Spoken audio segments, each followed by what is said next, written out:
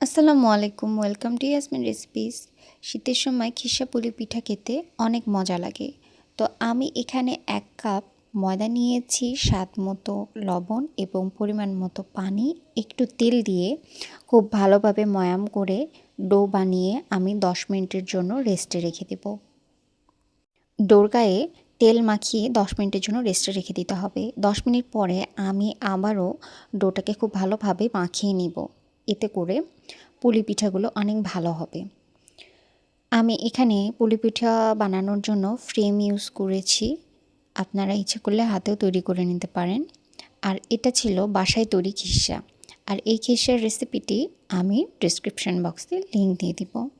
তেল গরম করতে বসিয়ে দিয়েছি। সবগুলো পুলি পিঠা মিডিয়াম টু লো হিটে ভেজে নিব। আশা করি রেসিপিটি আপনাদের ভালো লাগবে। সবাই ভালো থাকবেন, কেমন হয়েছে জানাবেন। আল্লাহ হাফেজ।